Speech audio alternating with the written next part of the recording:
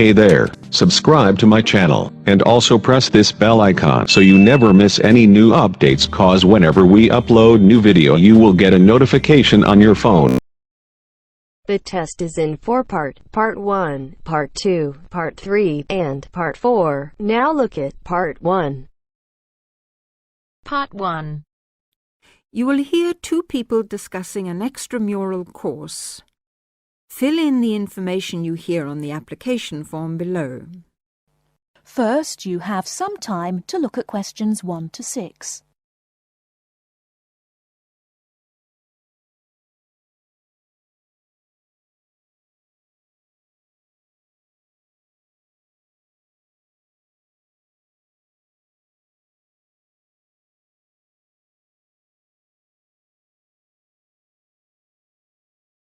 Now, here is the conversation.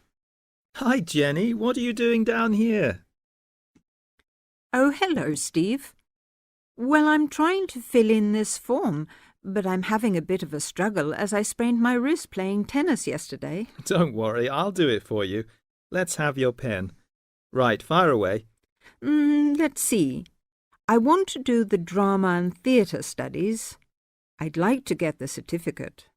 The course number is 60201. No, sorry, 202.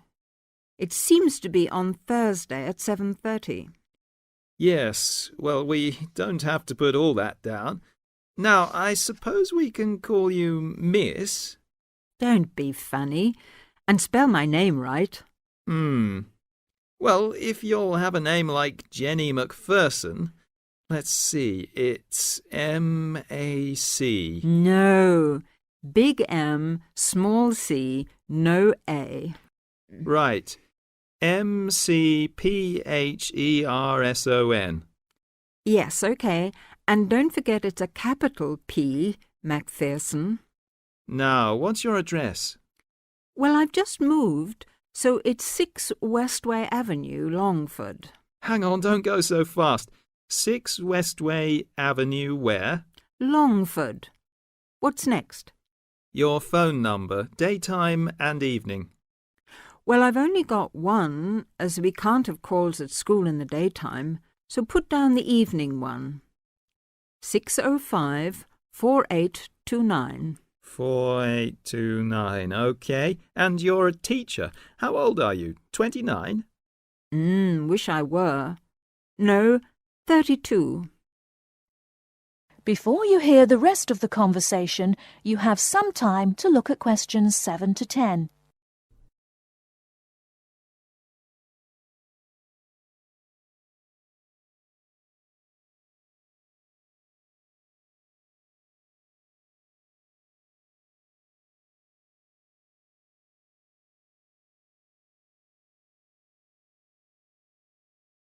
Now listen and answer questions 7 to 10. Do they want my date of birth? No, don't seem to. Just age. How about educational qualifications? Well, I've got a degree in English literature and a diploma in media studies. Media studies, right. Now, have you ever done any of these extramural courses before? No, don't think so. Although I did do something on psychodrama once. But no, it wasn't extramural, was it? That seems to be it, except for the fee. Yes, well, that's the same for all the central courses. I think £25. I suppose I have to include it with this form. Looks like it. Do you want me to write the cheque out for you? But you'll have to sign it. That is the end of Part 1. You now have half a minute to check your answers.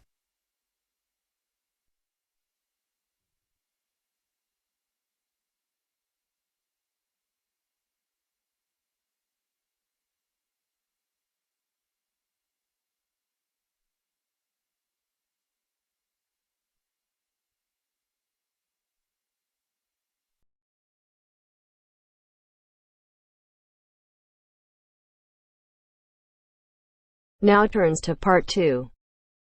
Part 2. You will hear a student union officer explaining about the union's functions and services to a group of new university students. First, you have some time to look at questions 11 to 15.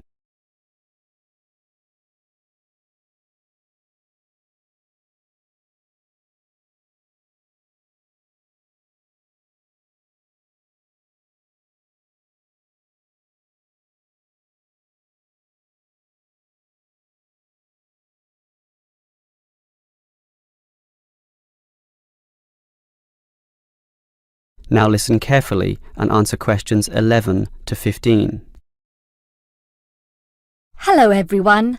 Now, here you all are, new university students. And the first question you probably have is, what is a student union? Another question is, do I have to join?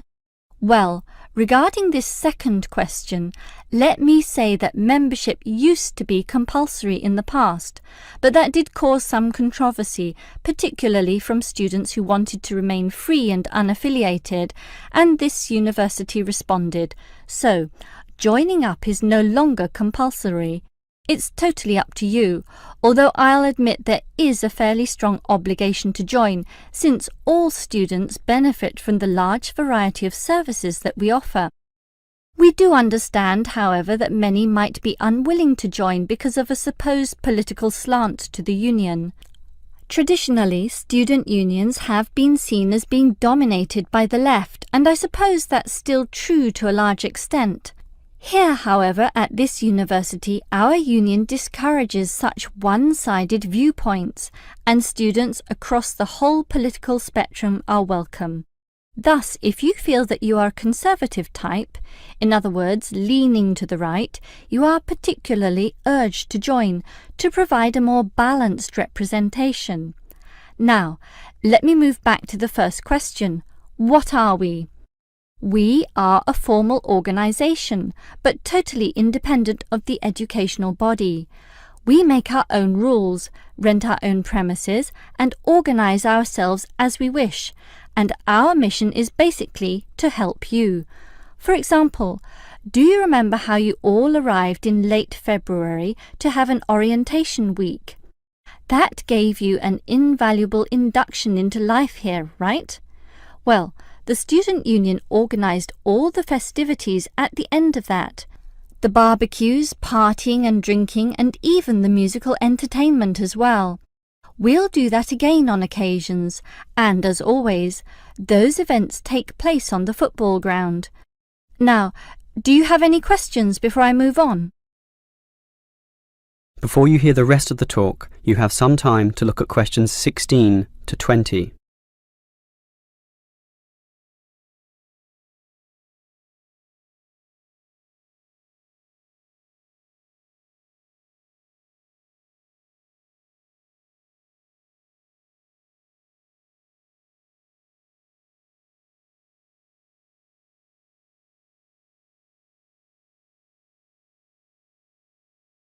Now listen and answer questions 16 to 20.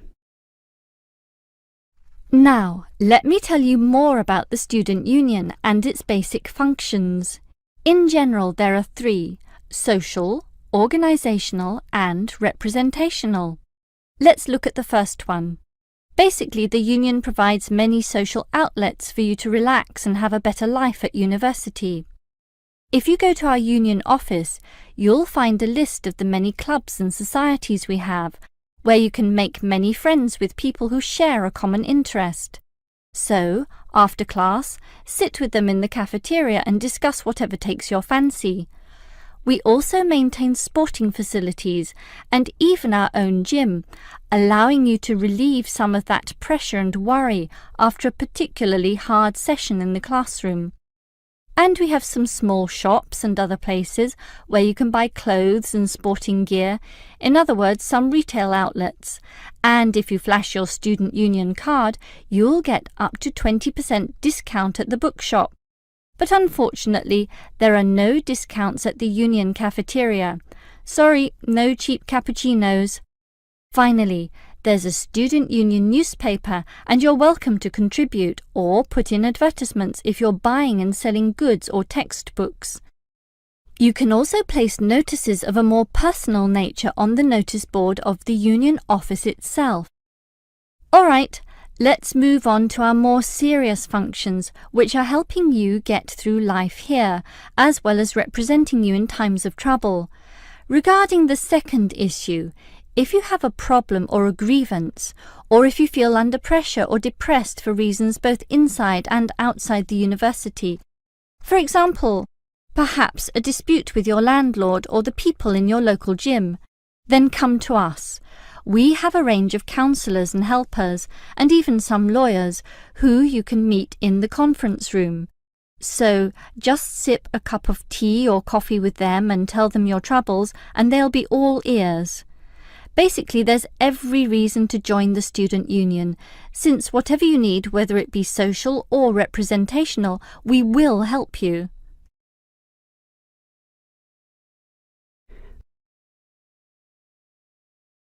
That is the end of part 2.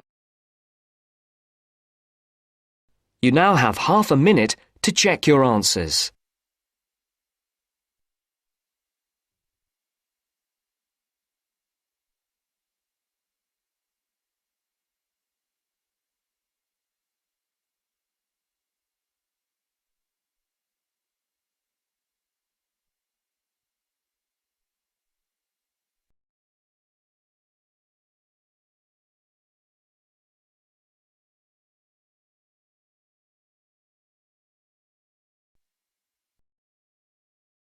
Now turns to part 3. Part 3. You will hear 2 university students talking about a music course. First, look at questions 21 to 23.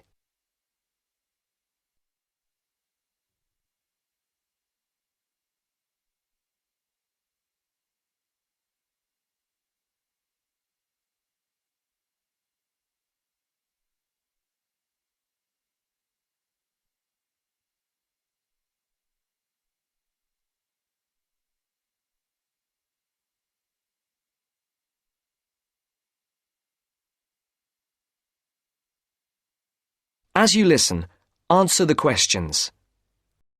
Josie, come in. How are you? I'm good. Can I get you a coffee or anything? No, that's okay. I can't stay long, but you said you wanted to talk to me about that course I'm doing this semester. Music 103? That's right. Actually, I was a bit confused because I thought you were majoring in maths. That's right, I am. I'm doing 4 maths modules this year, but it's an optional course. You just choose it if you're interested. And you can do it whatever department you're in. Why? Are you thinking about doing it? Well, I'm not sure. What are the requirements? What? The course requirements. I mean, what do I need to know about music to be accepted on it? I do listen to a lot of music, everything from hip-hop and rap to classical. And I can sing, sort of. Well, for a start, one special thing about this course is that it's distance learning. You don't actually have to be at the university to do it, and you don't have lectures. So you've got to be able to work on your own without someone telling you what to do all the time. Oh?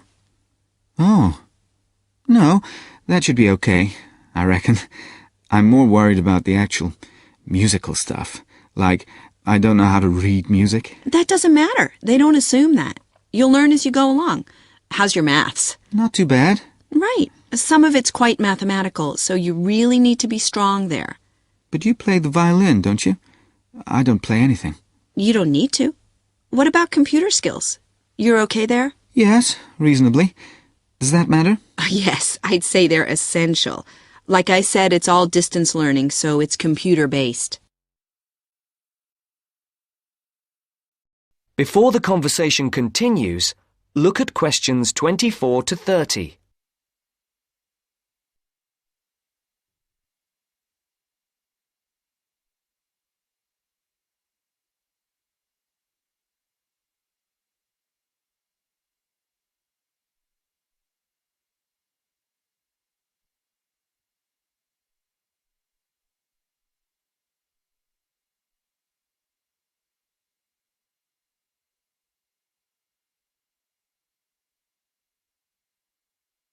Now listen to the second part of the discussion.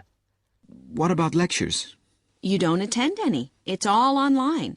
So lots of the students aren't here in Canada at all. They're studying from home all over the world.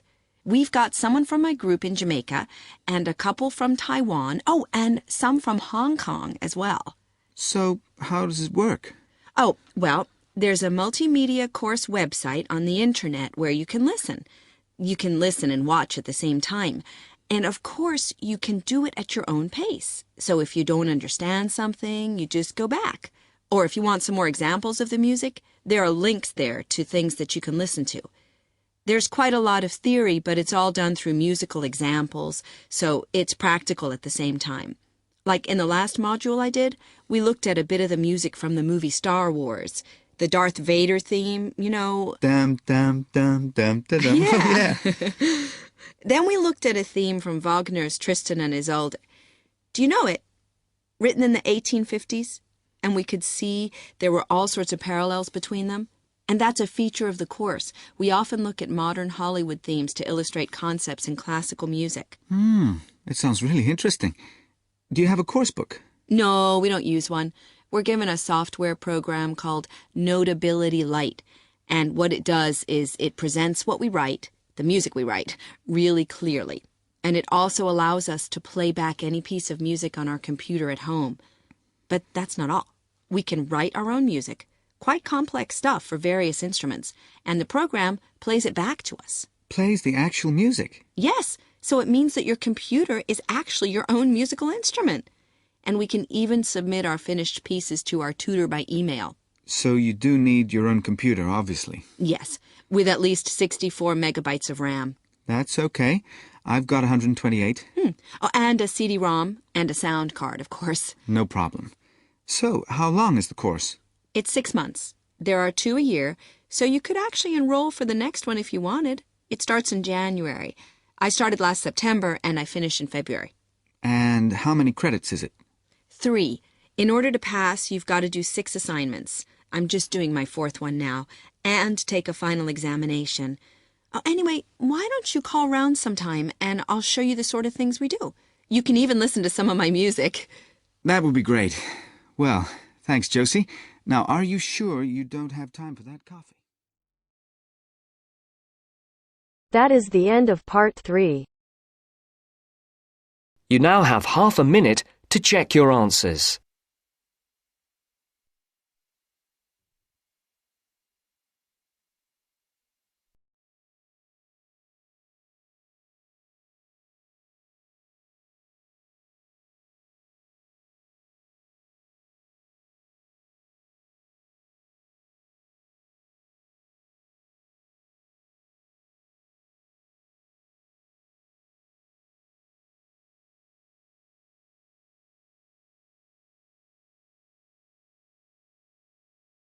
Now turns to part 4.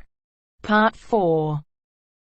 You are going to hear a talk on 2 famous American presidents. As you listen, fill the missing information in the notes below. First, you have some time to look at questions 31 to 40.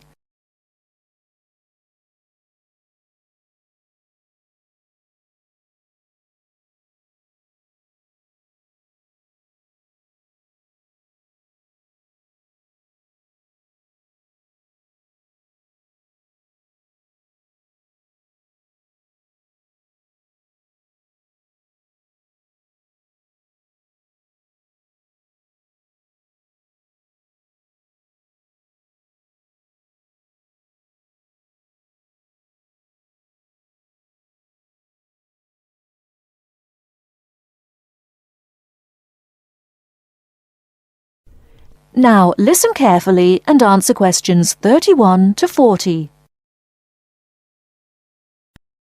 John F. Kennedy and Abraham Lincoln lived in different times and had very different family and educational backgrounds. Kennedy lived in the 20th century, while Lincoln lived in the 19th century. Kennedy was born in 1917, whereas Lincoln was born more than 100 years earlier, in 1809. As for their family backgrounds, Kennedy came from a rich family But Lincoln's family was not wealthy. Because Kennedy came from a wealthy family, he was able to attend expensive private schools. He graduated from Harvard University. Lincoln, on the other hand, had only 1 year of formal schooling. In spite of his lack of normal schooling, he became a well-known lawyer. He taught himself law by reading law books. Lincoln was, in other words, a self-educated man. In spite of these differences in Kennedy and Lincoln's backgrounds, some interesting similarities between the two men are evident. In fact, many books have been written about the strange coincidences in the lives of these two men. For example, take their political careers. Lincoln began his political career as a US congressman. Similarly, Kennedy also began his political career as a congressman. Lincoln was elected to the US House of Representatives in 1847. Kennedy was elected to the House in 1947. They went to the Congress just 100 years apart. Another interesting coincidence is that each man was elected President of the United States in a year ending with the number 60. Lincoln was elected President in 1860, and Kennedy was elected in 1960. Furthermore, both men were president during years of civil unrest in the country. Lincoln was president during the American Civil War. During Kennedy's term of office, civil unrest took the form of civil rights demonstrations. Another striking similarity between the two men was that, as you probably know, neither lived to complete his term in office. Lincoln and Kennedy were both assassinated while in office. Kennedy was assassinated in Dallas, Texas, after only 1,000 days in office. Lincoln was assassinated in 1865, a few days after the end of the American Civil War. It's rather curious to note that both presidents were shot while they were sitting next to their wives. These are only a few examples of the uncanny and unusual similarities between the destinies of these two American men, who had a tremendous impact on the social and political life of the United States and the imagination of the American people. That is the end of part 4. You now have half a minute to check your answers.